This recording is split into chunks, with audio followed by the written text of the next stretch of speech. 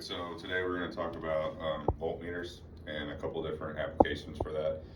Here, normally your voltmeter use is going to be like water heaters, water fountains if it's not running, a lift station, something of that nature. Maybe test batteries for a sensor faucet or something. So on the voltmeter, we have a few different selections. Off being off. Volts with a wavy line is going to be our AC current. Volts with a dotted line is going to be our DC current. AC current is anything that comes from the wall. DC current is any battery. So most of the time with DC current, it's like testing the battery in our sink, or if your van's having issues, that's where we use it a lot because, you know, our vans are great. And then you also have two selections for amps. You have big amps and you have little amps. Moving up, this is going to give us continuity. Continuity, what that is hold on one second. Continuity is one, it's the Wi-Fi symbol, but two, what it does is when you touch your leads, you hear that beep, and what that's doing is it's letting us know that the circuit is completing. So there's a sensor probably on the positive side, there's a receiver on the negative side. When I touch these together, it's complete. So to give you a demonstration of how you'd use that in a real world application, I have one of our float switches that I have cut the plug off of it because it's unnecessary in most applications for us.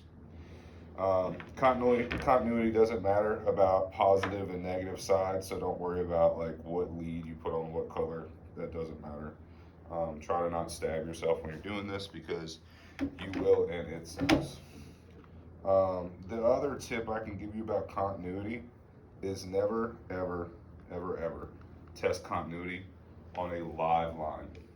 So don't test continuity across a breaker. It's not going to be good. Okay. So if you noticed, nothing's beeping. When I flip it, it beeps. And without getting too deep into lift stations, the way that this works is basically it's just a light switch. It has a positive and negative receptacle in here with a steel ball, and currently the ball is hanging at the bottom. When it flips, it falls in that positive and negative and makes it and completes that circuit. So essentially this is just a glorified light switch.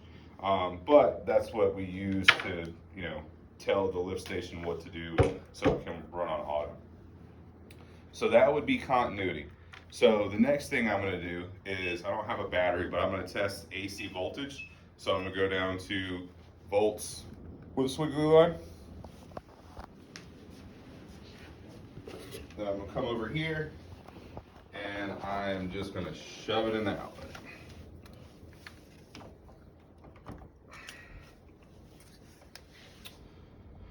$123. So if we're testing something, maybe your water fountain's not working or something, you test the outlet, and you know, if you got 0, then we need to find the breaker, or if it's a GFI, reset it, and then if you have power, you know you're good and you move on to the next step. Then what we're gonna do is, oh yeah, that works too. Test a DC battery. So on a DC battery, normally it's gonna have the voltage on the battery. So it's gonna let you know where you're at. So you turn it to volts with the dotted line, and when you turn it to volts with the dotted line, just for the sake of this test, we're gonna look at it. This is a AAA 1.5 volt. So negative on negative, positive on positive, 1.46. So I can't tell you the relative nature of like if that's the length. I don't know if batteries give their full normal voltage until they die. I can't give you that answer, but we know that there's still some juice left in there based on that test. The next test we're going to do is we're going to run a line splitter. So this is very good for something that me and my technician were actually just talking about. If you have a small lift station, and 7-Eleven's known for these, they have a plug-in lift station, and you don't want to cut the wire because you can nick it and then cross it, and then we ruin it. We got to do a pickup. It's a whole thing. So you can go get a line splitter. So what a line splitter does on like 120 stuff, anything with a plug, you have a max setting, which is like your normal read. So this is max 15 amps. It won't read anything over 15 amps. And then you have times 10. Normally your times 10 you use for stuff that pulls very low amps. So let's say it's pulling like 0.2 amps. you're gonna read it on here at 2 amps, and then you're just gonna, do your math to get it back down to 0.2 because it's times 10. But it's more of a sensitive side, and this side would be for your regular stuff. So this is Klein Tools. Is probably a little bit more expensive, but you can go get a basic one for like $10. And for a lot of stuff we do, like water fountains or a plug-in InstaHot or a small little lift station, this is great for reading amps. I really recommend buying one of these just to have on your van. So what we're gonna do is we're gonna go ahead and plug it in. So it's plugged in. I'm gonna find something here that takes power. Okay, this is gonna be interesting. So this would be a laminator, right? So there's coils in here that heat up, and that way it can melt plastic. So we're gonna go ahead and it's already plugged in because we live life like that. All right. Now it's got power. So now it's heating up. So now we're gonna test the amps, and all we're doing is seeing how many amps this is pulling. So if, for instance, we had a problem with this laminator and we wanted to test the power, we know we're getting power because we can see we're getting power. That gives us a visual indication. But maybe it's not working properly, and for some reason we want to work on this $30 laminator.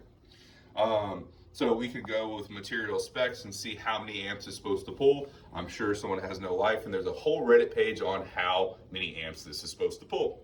So we're going to go ahead and go to amps. I have it set on low amps first. I'm not going to go to the 10x side. I'm going to go to the regular side, and I'm going to clip my voltmeter on it. Currently, it says low, so maybe it's too low to read. So let me jump on this 10x side. Oh, maybe it's overload. Yes, it is overload. All right, give me a second.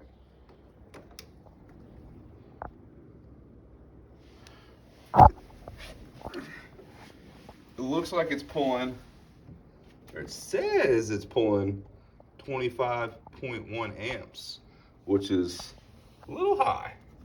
So it's possibly because it's just using it as a heating coil. Maybe this is a bad example to use. Yeah, even on the 10x side, that's weird. How many amps does this thing pull? Good.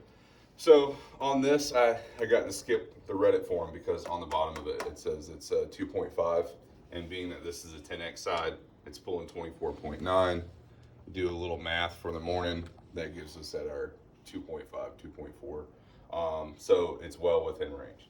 So now we know, it is pulling amps. Now, if it was pulling, 50, which would be calculated at 5, you would know you have a problem.